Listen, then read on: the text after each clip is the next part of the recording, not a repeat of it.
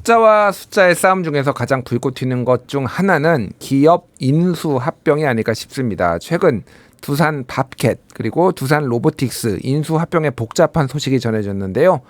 이 이야기 그리고 인수 합병을 다룬 영화와 함께 만나보겠습니다. 박시동 경제평론가, 이다혜 영화 전문 기자 두 분 나오셨습니다. 안녕하세요. 안녕하세요. 예, 두산 밥캣, 두산 로보틱스. 네. 합병한 거죠. 이게 원래 자기네들 원래 자회사였잖아요. 예. 이게 너무 좀 복잡해요. 이게 네. 지금 왜 하는 거고 어떻게 된 건지를 좀 설명해 주시죠. 예.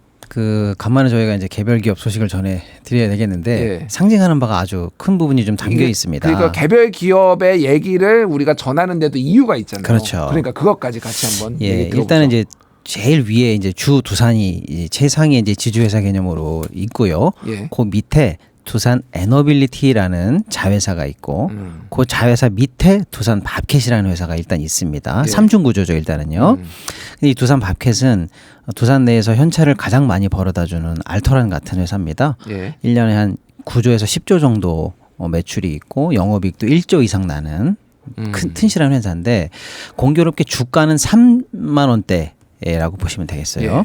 그다음에 이제 저 멀리 이제 두산 로보틱스라는 회사가 또 이제 다른 계열로 있습니다. 그러니까 주 두산과 두산 에너빌리티, 에너빌리티, 두산 밥캣 밥캣. 요게 수직으로 이렇게 쫙 그렇습니다. 있는 거고 별도로 두산 로보틱스가 있는 예, 거잖아요. 두산 이제 또 두산 밑에 또 두산 로보틱스가 예, 이제 또 예. 있는데 이건 뭐 이름에서 아시다시피 로봇 만드는 회사고요. 근데 실제 이제 매출은 뭐 한 500억대가 겨우 될랑말랑하고요. 예. 작년에 또 한 190억 정도 적자가 나는 사실상 아직은 크게 뭐 많이 뭐 주목받는 그런 회사는 아닌데 이름에 로보트가 들어가다 보니까 미래에는 전망이 밝을 것 같다라고 해서 오히려 주가는 이게 6만 원대가 되면서 사실은 매출도 별거 없는데 고평가돼 가지고 덩치가 더 커 보이죠. 주가로만 보면요. 자, 그런데 이 두 회사를 이제 합치기로 두산이 발표를 한 거예요. 지금 돈을 잘 버는 회사 밥캣, 앞으로 전망이 밝을 것처럼 보이는 로보틱스. 이 둘을 이제 합치게 됐는데 예. 합치는 시나리오가 조금 복잡한데 아까 말씀드린 그 에너빌리티를 일단 인적 분할을 한번 합니다. 예. 그러면서 에너빌리티는 지금 상장 회사인데 새롭게 에너빌리티를 둘로 쪼개니까 기존에 있던 에너빌리티는 상장이지만 신설 에너빌리티, 신설법인은 비상장이 되겠죠. 예. 새로 생긴 회사니까요. 그러면서 밥캣을 이 신설법인에 딸려보내요. 예, 그러니까 기존에 있던 엄마 회사인 에너빌리티에서 신설 에너빌리티로 너는 새엄마 따라 나가. 약간 이런 느낌으로 예, 예. 나가게 됩니다. 이게 1차 일단 기업 분할이에요. 자, 그다음에 새로 생긴 에너빌리티랑 아까 말씀드린 로보틱스랑 합쳐요. 예. 요게 2차 시나리오. 이 둘을 합쳐버립니다. 자, 그리고 그렇게 되면 일단은 밥캣은 두산, 그다음에 이제 로보틱스, 그다음에 밥캣. 요렇게 다시 이제 수직 계열이 바뀌어 버려요. 그러네요. 예. 그리고 3단계가 그러면 이제 다시 로보틱스와 밥캣을 합쳐 버리는 예. 요 3단계 시나리오를 두산이 발표하게 된 거예요. 좀 복잡하죠? 예. 자, 그런데 이제 문제는 뭐냐 예. 봤더니 첫 번째, 두산 에너빌리티를 인적 분할하면은 신설법인이 생기는데 이게 비상장이죠. 이 비상장 회사와 방금 말씀드린 로보틱스를 합칠 때 비상장과 상장을 합치면서 일단 비상장 회사를 한번 같이 평가 절하하게 됩니다. 예, 요게 그래서 로보틱스라는 아주 고평가된 회사는 그대로 남겨놓고 예. 기존의 에너빌리티를 쪼개면서 비상장으로 만들기 때문에 한번 같이 평가가 된다, 절하가 된다는 게 하나의 문제점. 예. 자, 그 다음에 이제 로보틱스와 밥캣을 3단계 때 합칠 때 예. 이때는 둘 다 상장이거든요. 그러니까 상장회사 대 상장회사를 합칠 때는 법에 그냥 주가에 따라서 합병하도록 되어 있어요. 근데 아까 제가 처음 말씀드린 것처럼 로보틱스는 별반 매출이 없는데 주가가 높고 예. 밥캣은 엄청난 지금 매출이 있는 회사인데 주가가 낮고 그러다 보니까 상장끼리 합쳐라고 할 때는 오히려 주가 대 주가를 합치다 보니까 밥캣이 1, 예. 로보틱스가 0.6 이렇게 되면서 오히려 로보틱스가 더 고평가가 돼버려요. 그렇군요. 예, 그래서 일단은 이 3단계 시나리오에서 첫 번째 비상장과 상장으로 만들면서 한번 같이 평가가 하락이 되고 예. 그다음에 상장 대 상장으로 다시 합병하면서 오히려 로보틱스가 고평가되면서 밥캣 평가가 낮아지는 이 두 번째 2단계 합병일 때 밥캣의 주주들 입장에서는 내가 너무 저평가된 회사랑 저평가된 상황에서 합쳐지게 되는구나라고 하는 좀 복잡하지만 이 두 번의 문제점이 이제 이제 제시가 됩니다. 좀 그렇군요. 복잡했습니다. 그러니까 쉽게 핵심은 얘기를 하면은 제가 이제 이거를 이해를 예. 한 거는 결국은 소위 말하는 이제 두산 회장 박정원 네. 일가가 이 지배력을 더 강화하기 그렇습니다. 위해서 그래서 지금은 두산 밥켓에 행사하는 지배력이 네. 언론 보도를 보니까 한 14%인데 이거를 네. 이런 식으로 합병이 완벽하게 진행이 되면은 42%로 증가를 하게 된다. 네. 지배력이 더 적은 돈으로 그렇죠. 지배력이 강화가 되는 건데 네. 여기에서 주주들은 손해를 보게 되는데 이게 과거에 삼성물산하고 제일모직하고 네. 삼성에서 이제 이재용 승계 문제로 이렇게 합병을 할 때 맞습니다. 그러니까 이제 삼성물산을 저평가했죠 그때. 그렇죠. 저평가하고 제일모직을 고평가해가지고 네. 해가지고 이게 주주들 소송 걸리고 난리가 났잖아요. 맞습니다. 뭐, 그러니까 상당히 예. 복잡했지만 결론은 예. 두산 로보틱스라는 고평가된 회사를 기화 삼아서 알토란 같은 회사를 저평가하는 두 번의 방식을 거치고 싹 가지고 왔다. 그러니까 이제 밥켓 주주들이나 에너빌리티 주주들은 내 주식이 저평가되는 뒤통수를 한번 맞게 된 거고 예. 두산 일가는 고평가된 로보틱스를 지배하면서 상대적으로 알토란 같은 회사를 싸게 자기 수하에 이제 부리게 되는 이런 식의 이제 합병 마술이 벌어졌는데 이게 상징적인 이유는 그동안 우리한테 늘 방금 삼성모직 제일물산 얘기해 주신 것처럼 합병 비율 가지고 장난치면서 소수주주들의 뒤통수를 치고 대주주 일가들에게 불을 불려줬던 일이 우리나라에서 많이 일어났는데 네. 왜 주목을 받았냐면 금감원장이 갑자기 이 합병 신고서를 반려하면서 이건 소수주주들에게 문제가 있어. 나는 이걸 앞으로 계속 무한히 반려하면서까지 또 반대할 거야라는 입장을 이례적으로 시장에다 표했는데 예. 이게 과연 끝까지 가능할까? 이걸 이제 시장이 주목을 했던 건데 결론적으로는 8월 29일 지난주입니다. 지난주에 최종적으로 이 합병안에 대해서 아까 제가 일부러 좀 설명을 어렵게 했습니다만 1단계, 2단계 합병은 추진하되 3단계 로보틱스와 밥켓의 합병은 하지 않겠다고 하면서 최종적으로 두산이 합병안을 일부 철회하고 감독원의 그 입장이 최종적으로 대기업에 받아들이면서 마치 감독원이 일단 한 번은 이긴 것처럼 그래서 어느 정도는 소수주주들에게 이제 이례적으로 승리하는 모양새가 이거 벌어진 거 아닌가라는 이런 상황이 대한민국에서 처음으로 그렇군요. 벌어져서요. 처음으로. 예. 여기에 이제 해석이 좀 필요합니다. 해석이 네. 좀 필요한데 일단은 그 해석은 조금만 뒤에 네네. 듣도록 하고요. 어쨌든 지금 뭐 코리아 밸류업 뭐 이런 분위기들 그리고 소액주주들 지금 분노하고 있는 이런 상황에서 이복현 금감원장이 저런 액션을 취했다라는 것까지 이해하시면 될 것 같고요. 자, 오래 기다리셨습니다. 네. 이다혜 기자님. 어떤 영화 가져오셨어요? 기업 인수합병하는 영화도 꽤 있잖아요. 꽤 있죠. 그중에서 아더 피플스 머니라고 하는 영화인데요. 예. 이게 1991년도 영화입니다. 그래서 데니 데비토라는 배우가 주인공으로 나오는데 여기 제목부터가 다른 사람의 돈이잖아요. 그렇네요. 그래서 명대사가 뭐냐면 난 돈이 좋아. 뭐니 해도 그냥 돈보다 좋은 건 남의 돈이야. 노골적으로 돈 얘기를 하는 그런 이야기고요. 여기서 주인공이 하는 일이 인수합병입니다. 예. 그래서 이제 사실 1990년대 미국에서 이 인수합병 붐이 있었다고 해요. 그래서 영화들 중에도 귀여운 여인도 그렇고 이 아더 피플스 머니도 그렇고 영화 주인공이 이런 인수합병 전문가입니다. 아, 그리고 그렇네요. 예, 그 인수합병 전문가를 바라보는 영화의 시선은 굉장히 차가워요. 일단은 이렇게 돈을 가지고 멀쩡한 기업을 사들여서 사실상 고사시키는 거 아니냐, 죽이는 거 아니냐라는 식의 시선이 여기서는 굉장히 많았던 거죠. 그러니까 그때 당시에 이제 그런 붐이 인수합병을 그러니까 한 다음에 대량 해고를 해가지고 맞아요. 그리고 네. 주식 가치는 그럼 또 올라가고 그렇죠. 인건비가 줄어드니까 네네. 그래가지고 그거를 다시 매각한다든지 뭐 하면서 네네. 중간에서 막대한 이익을 이제 얻는 이런 맞습니다. 월스트리트에 이제 있는 분들 네. 이런 금융맨들이 상당히 주목을 받았었죠. 그런 이야기가 영화에도 고스란히 반영되어 있는 거예요. 그래서 영화에서 예로 드는 게 뭐냐면 마차 채찍을 만드는 회사가 있다고 치자. 예. 그러면은 그 회사가 이제는 더 이상 그런 채찍을 쓰지 않는 세상이 되었는데 그 사람들이 아무리 좋은 채찍을 만들고 있다 한들 그게 무슨 상관이겠는가. 당신이 그 회사의 주주라고 하면 어떻게 하겠는가라고 하면서 이 회사는 지금 이대로 경영할 수 없다.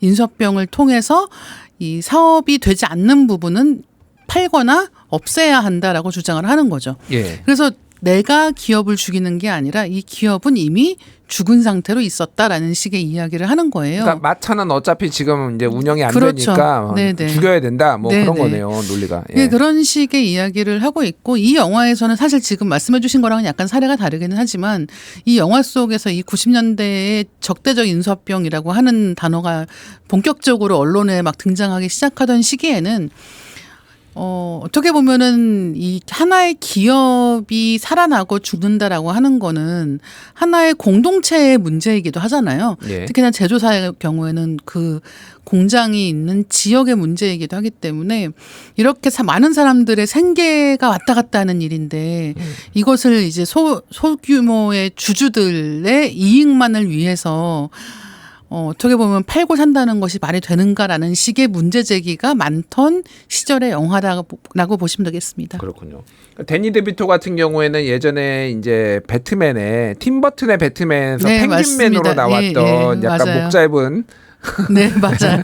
목 짧은 아저씨 그분인데 약간 탐욕스럽게 좀 이렇게 연기를 저는 이 영화는 못 봤는데 네. 사실 굉장히 잘했을 것 같아요. 그렇죠. 탐욕스러워. 연상이 되시죠. 예, 그냥 네. 연상이 됩니다. 굉장히 네. 탐욕스러운 월스트리트의 맞아요. 그 자본가의 느낌이 굉장히 그래서 인상적인 장면 중에 이제 여기 대본에 작가님이 써주신 건데 가필드가 자기가 좋아하는 도넛을 상대방 변호사에게 권하는 장면이 있는데 변호사가 배가 고파서 안 먹겠다고 하니까 가필드가 꼭 배가 고파야 도넛을 먹냐? 뭐 이렇게 얘기를 하는 게 그러니까 뭐 필요하지 않아도 그렇죠. 먹어 치우면 된다 이런 거를 지금 상징하는 것 같아요. 그 대사 다음에 나오는 게 뭐냐면 사람들이 좋아하는 게 세 가지가 있는데 강아지, 도넛, 돈이다라고 얘기하는 거죠. 그러니까 그만큼 이 돈이라고 하는 게 사람들의 관심을 모으고 있고 나는 거기에 대해서 부끄러움이 없다라는 식의 이야기를 하는 거예요. 근데 사실 지금 설명해 주신 것도 결국은 돈 얘기잖아요. 그리고 그렇네요. 예, 이게 누구에게 가는 돈인가라고 하는 거에 있어서 우리가 그동안 정당한 권리를 갖고 있다고 생각했던 사람들이 일정 정도 손해를 봄으로써 누군가가 이익을 받는 또 그런 구조여서 굉장히 재미있는 연결고리가 있는 것 같습니다. 그렇군요. 다시 그러면 이제 우리나라로 한번 돌아와 보겠습니다. 사실 우리나라 정부가 금융감독기구, 뭐 금융당국 뭐 이 얘기하면은 맨날 대기업 편 손들어줬잖아요. 네. 예를 들면은 LG 화학이 이제 2차 전지 맞습니다. 물적 분할한다고 물적 해서 분할했었죠. 난리가 났었잖아요. 그러니까 진짜로 전설적인 상황. 예, 전설적인 사건이오고 예. 진짜로 주주들 다 땅을 치고 막 그럼에도 불구하고 다 인정해줬는데 네. 왜 이복형 금감원장은 왜 이렇게 한 건가요? 일단은 1년 내내 지금 이 정부가 우리나라 주식시장을 키우겠다 한마디로 말해서 밸류업을 해보겠다 이렇게 얘기를 했는데 이 정부가 그렇게 얘기한 것에 대해 사실은 정면으로 도전하는 양식의 합병이 발표됐는데 정부가 속수무책으로 아무것도 못한다. 그러면 정부가 얘기했던 레토릭이나 어떤 구호가 진짜 공연불이 되는 거 아닌가. 이런 어떤 시장의 우려 때문에 시범 케이스로 시범 케이스로 예, 여기까지는 아니다라고 해서 한번 꺾은 거 아닌가라고 예. 일단 분석이 돼요. 왜냐면요. 두산이 이렇게 합병 시나리오를 발표한 것에 안타깝지만 법 위반이 없어요. 일단은요. 법 위반이 없어요. 그렇습니다. 우리 뭐 법대로 했어. 이렇게 얘기하면 할 말이 없는 상황이에요. 예. 그러다 보니까 이번에 감독원의 어떤 이번 그 합병을 철회시킨 것에 대해서 감독원이 그럼 진짜 이긴 거냐라고 하려면 두산의 명시적인 법 위반이라든지 감독원의 확실한 어떤 유권 해석 같은 걸 통해서 자 이래서 안 되는 거야라고 했으면 감독원이 이긴 거다라고 할 텐데 사실은 법 위반 사항을 밝혀내면서 이걸 꺾은 게 아닙니다. 그러다 보니까 이 싸움이 끝난 게 아니다. 2차전이 더 있을 것 같다라고 시장은 예상하는 건데 예. 그럼 본질적으로 뭐냐면 감독원이 법 위반을 밝혀낸 게 아니라요. 이 두산이 합병을 하려면 주주총회를 통과해야 되는데 그 주주총회 통과 시점 D- 며칠 전까지는 이 합병 신고서가 효력을 발생해야 되거든요. 예. 근데 그 효력 발생일을 도과시킬 때까지 감독원이 허가를 안 해준 거예요.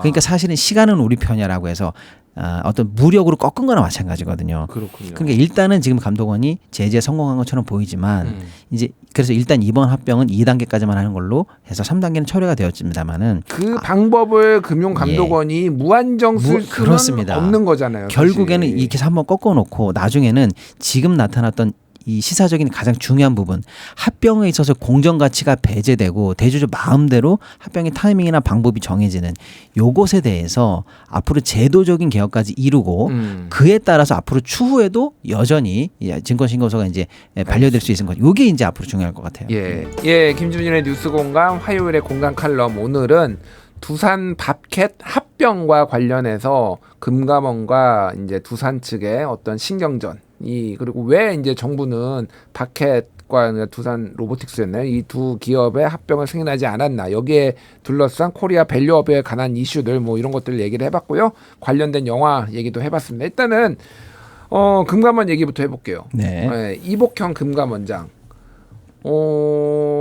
이게 이복형 금감원장 같은 경우에는 뭐 이제 정부하고 조금 손발이 안 맞는다는 얘기도 좀 있었어요. 그러니까 네. 공매도와 관련해서도 약간의 좀 이견도 뭐 보이는 몇 번 것도 노출했었죠. 몇 번 예. 노출을 하고 그래서 그랬는데 이 부분에 있어서는 정부의 시책과 굉장히 딱 맞아 떨어진다라는 뭐 얘기들이 있습니다. 이건 어떻게 평가를 해야 되나요?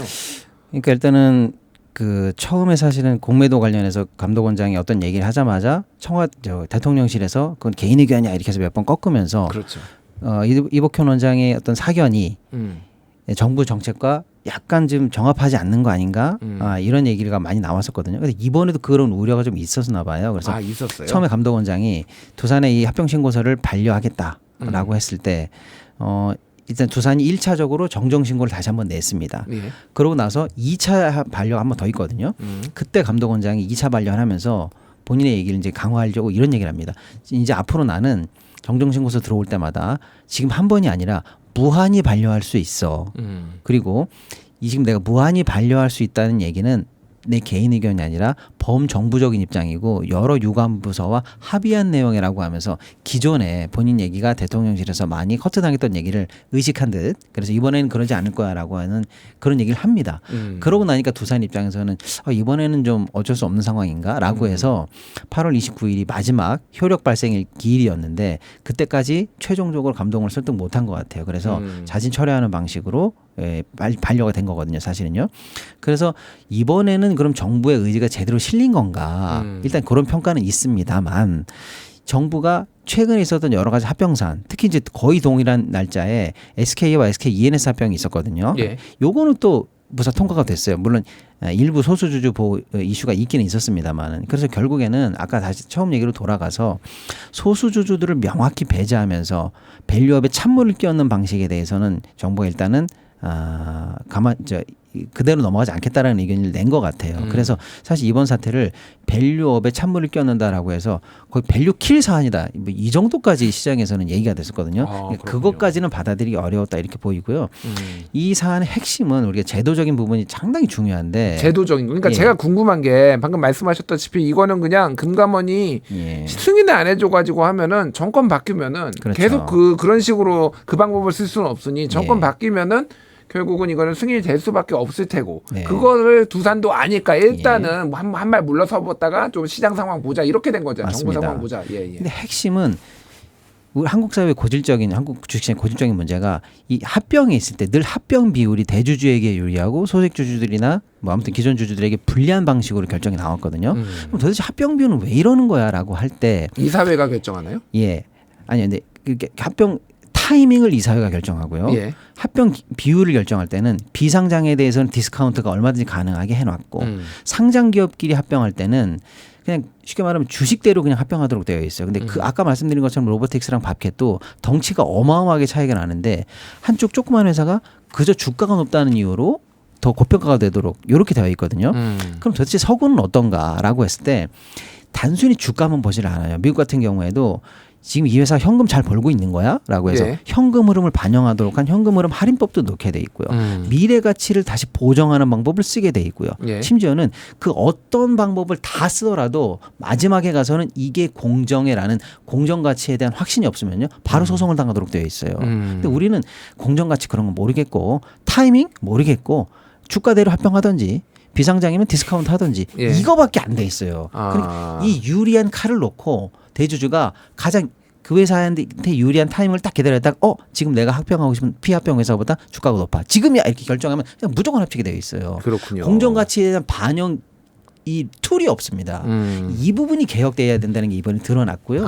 감독원이 여기를 앞으로 손 보고 나서 예. 그래서 합병 비율에 관해서 공정 가치가 반영될 수 있도록 그냥 제도 개선까지 나아간다면 그러면 지금 두산을 꺾은 것에 대해서 적어도 시장의 개선에 대해서 선이었다라는 게 좀 입증이 될 것 같아서 그거까지는 봐야 될 것 같습니다. 그런데 윤석열 정부가 어쨌든 친기업적이다, 네. 친재벌적이다 이런 평가 원래 좀 보수 정부가 상대적으로 맞습니다. 그런 측면이 있어서 그거를 할 수 있을 것인가에 대해서는 또 그렇죠. 많은 사람들이 의문을 가지고 예. 있더라고요. 그래서 이제 거기까지를 봐야 이 정부의 선이 한국 주시장의 밸류업에 대한 의지 그걸 볼 수가 있는 거고 이게 쇼맨십이 아니라는 그렇습니다. 걸 진정성을 볼 수 있다. 그렇습니다. 어쨌든 예. 두산 밥켓은 아까도 말씀해 주셨지만 매출이 9조 7,589억 원, 그러니까 한 10조 원 되고요. 그렇습니다. 두산 로보틱스는 530억이니까 맞습니다. 한 200배 차이네요. 그런데 주가가 그거를 두 배를 근데 높다고 합쳐버리네. 합쳐서 똑같이. 합치고 오히려 똑같은 게 아니고요. 예, 예. 로보틱스가 더 고평가가 돼 있어요. 로보틱스가 더 주가가 높다고. 로보틱스가 0.6, 밥켓이 1. 예. 그러니까 10조짜리 매출을 나는 회사하고 500억 매출 있는 회사가 예. 이 500억짜리 더 비싸게 합병되니 저쪽에 이게 저평가된 회사 주주들 입장에서는 얼마나 화가 나겠습니까? 그렇군요. 예. 알겠습니다. 이다혜 기자님. 네. 이게 이 헐리우드 영화에서도 이런 좀 뭐 말도 안 되는 복잡한 기술을 써가지고 막 인수하고 네. 합병하고 뭐 분할하고 막 이런 스케일들도 많이 나오잖아요. 많이 예. 나오죠. 근데 예. 사실 지금 설명을 들으면 이렇게 잘 설명해 주시니까 이해가 가는 거지. 보통은 어렵단 말이에요. 어려워요. 그러니까 영화들에서 경제 문제를 다룰 때 어떻게 설명할 것인가를 두고 고심을 많이 합니다. 그래서 예를 들면 어떤 영화에서는 아예 강의를 해줄 때도 있어요.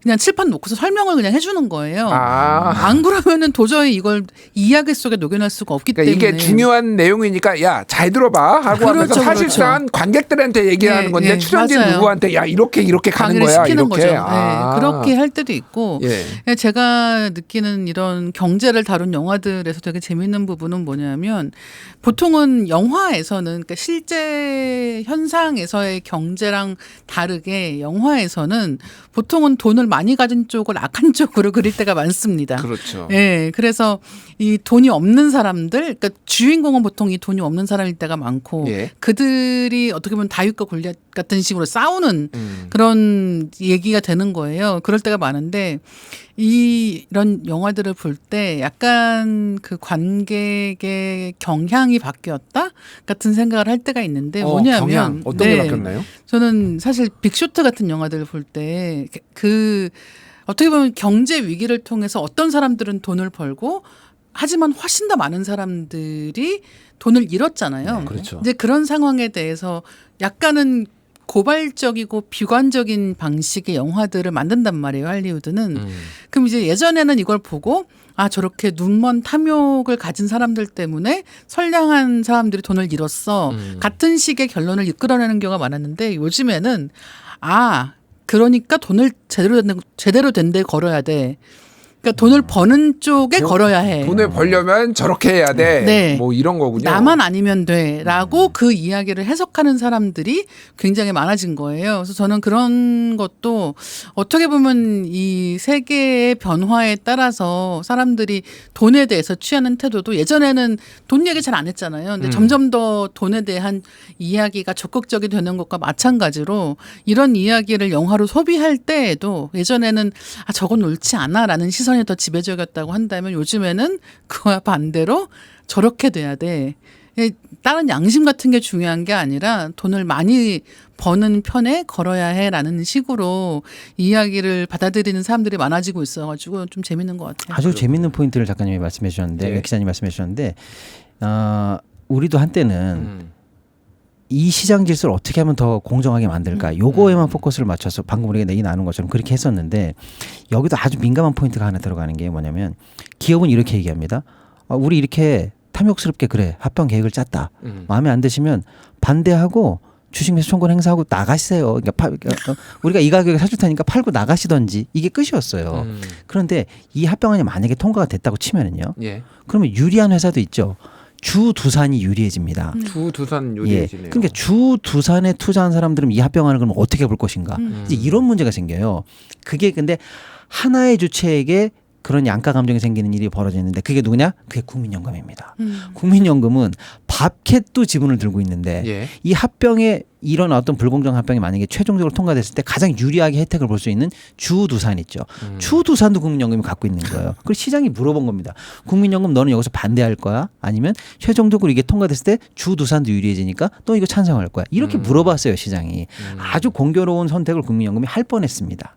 어떻게 예. 어떻게 결론을 내렸을지 좀 궁금하긴 그러니까요. 하네요. 그렇군요. 뭐 이번에 9.7%인가 수익 냈다고 그래서 국민연금이 굉장히 실적이 좋다 뭐 이런 얘기도 있어서 국민연금 고갈 우려를 조금 해소하는 데 도움을 줬는데 어쨌든 그런 이해 상충의 요소들이 굉장히 많다 이런 얘기를 하겠습니다. 예, 오늘 방송 여기서 마치도록 하겠고요. 오늘 박시동, 이다혜 두 분과 함께했습니다. 두 분 말씀 감사합니다. 네, 감사합니다.